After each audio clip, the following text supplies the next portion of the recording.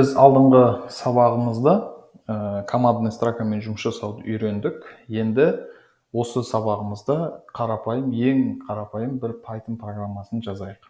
Ол үшін командный строкамызды ашайық, pulse cmd.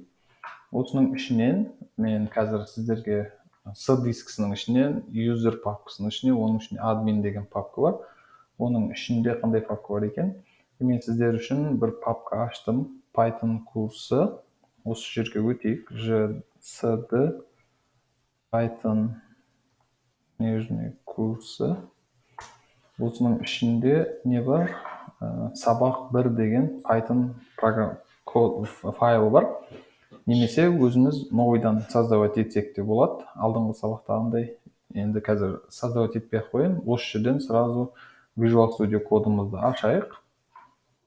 Мына жерден Python курсы папкасының ішіндегі сабақ 1 пай коды тұр. Мына жерден print командасын жазып қойдым сіздер үшін алдын ала. Немесе өзіңіз жазсаңыз болады. Жаңа біз extension орнаттық қой алдыңғы сабақтарда Python деген. Осы Python'ды орнатқанымыздың арқасында қазір бізде мына жерге pr деп жазсаңыз, уже сразу printtің ішінде нелер бар екенін көрсетіп беріп тұрады сізге. Яғни сіздің код жазу барысында сізге оңайлық танытады. Яғни оңай болады сіздер үшін. Тез үйрену барысында Enter бассаңыз, жылдам код жазуды сізге жасап береді. Енді қазір осы программамызды біз жұмыс жасатып көрейік. Ол үшін командный строкамыздан осы яқтан ашып көрейік. Одан кейін прямой Visual Studio кодты ашамыз. Енді Python ішінде сабақ 1.py деген файлды ашып Enter жасатамыз. Бізге экранға сәлем әлем деген жазуымыз келді. Яғни print командасы орындалды.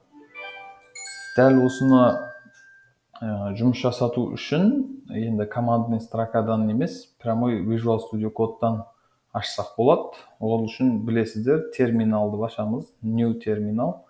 Осының ішінде командный строка ашылды бұл жерден де. Прямой Python курсы папкасының ішінде ашылып тұр.